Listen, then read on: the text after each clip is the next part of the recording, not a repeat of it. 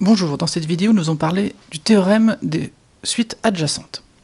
Alors, ce théorème nous dit que si on se donne deux suites AN et BN, l'une étant croissante, l'autre décroissante, la limite de la différence est nulle, alors ces deux suites sont convergentes et en plus, elles ont la même limite, qu'on peut appeler L par exemple. Donc, ce qu'il est important de retenir dans ce théorème, c'est qu'il est impératif que les trois conditions soient bien respectées. Alors en général, vérifier que la limite de la différence est nulle, ça va, mais si vous oubliez de vérifier que les sens de variation sont opposés, ça ne va pas marcher. Je vais vous donner un exemple. On va prendre la suite AN, définie par n plus 1 sur n. La suite BN, je vais prendre tout simplement n. AN moins BN, c'est 1 sur n. Donc j'ai bien la limite de AN moins BN qui est égale à 0.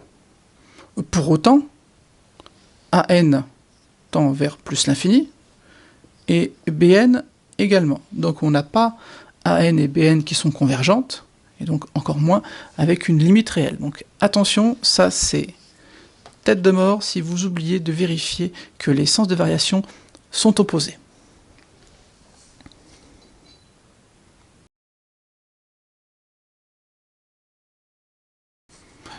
Je voulais faire une remarque sur le fait qu'on voit de temps en temps des définitions avec AN inférieur ou égal à BN. Alors ça, c'est pas une condition nécessaire pour pouvoir appliquer le théorème des suites adjacentes, c'est une conséquence de ces trois hypothèses. Donc ça, c'est à mettre entre parenthèses.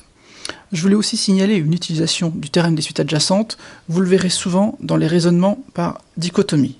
Alors la dichotomie, ça veut dire quoi? Ça veut dire qu'on prend un intervalle AB, et qu'on le coupe en deux, donc là c'est b moins a sur 2, et qu'on garde une moitié d'intervalle selon un critère, et on recommence, et ainsi de suite. Donc ça s'appelle le raisonnement par dichotomie, et donc on s'aperçoit que les bornes des intervalles sont des suites adjacentes. Oui, je voulais aussi dire, pour avoir des suites adjacentes, il faut deux suites. Une suite ne peut pas être adjacente toute seule.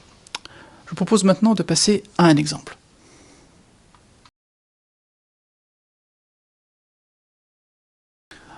Je vous propose d'étudier l'exemple suivant. Donc on va se prendre deux suites, un qui est égal à 1, plus 1 sur factoriel 2, etc. jusqu'à 1 sur factoriel n, et vn, qui est composé de un que vous reconnaissez ici, auquel on ajoute 1 sur factoriel n. Première chose à faire, étudier le sens de variation de nos deux suites. On va commencer par un. Pour étudier le sens de variation d'une suite, vous vous rappelez, on étudie la différence un plus 1 moins un. Alors, un plus 1, c'est 1 plus 1 sur factoriel 2 plus 1 sur factoriel n plus 1 sur factoriel n plus 1. Un, que je retranche, c'est 1 plus 1 sur factoriel 2 plus jusqu'à 1 sur factoriel n. Donc vous allez voir qu'on va avoir des termes qui vont se simplifier. Et il me reste à la fin 1 sur factoriel n plus 1. Donc un, elle est croissante. Maintenant, Vn. Vn plus 1 moins Vn, c'est égal à quoi? C'est égal à un plus 1 plus 1 sur factoriel n plus 1 moins un plus 1 sur factoriel n. C'est égal à un plus 1 moins un plus 1 sur factoriel n plus 1 moins 1 sur factoriel n. Ça, j'ai déjà calculé tout à l'heure. C'est-à-dire pour ça que j'ai choisi cette expression de Vn. Donc, ça nous fait 1 sur factoriel n plus 1 plus 1 sur factoriel n plus 1 moins 1 sur factoriel n. Donc, ça fait 2 sur factoriel n plus 1 moins 1 sur factoriel n. Je mets tout sur le même dénominateur, c'est-à-dire factoriel n plus 1. Donc là, ça fait 2 moins n plus 1. Donc ça nous fait moins n plus 1 sur factoriel n plus 1. Et ça, c'est négatif, quel que soit n supérieur ou égal à 1. Donc, notre suite Vn elle est décroissante. On a déjà vérifié une partie des hypothèses. Maintenant, on va vérifier la dernière partie.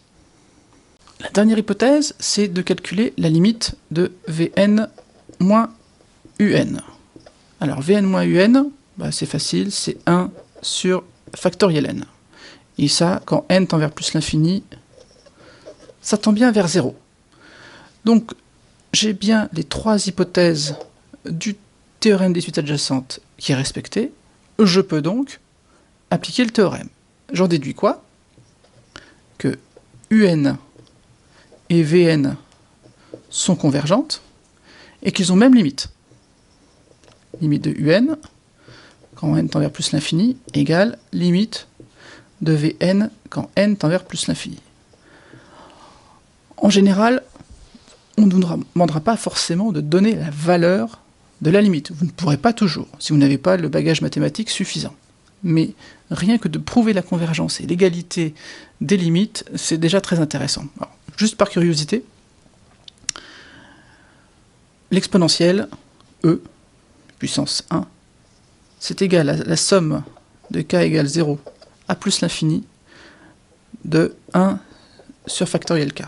Donc dans notre cas, c'est le cas de le dire, limite de Un quand n tend vers plus l'infini, c'est égal à limite de Vn quand n tend vers plus l'infini, et c'est égal à E, qui vaut à peu près 2,718. Voilà, c'était tout pour aujourd'hui. À bientôt.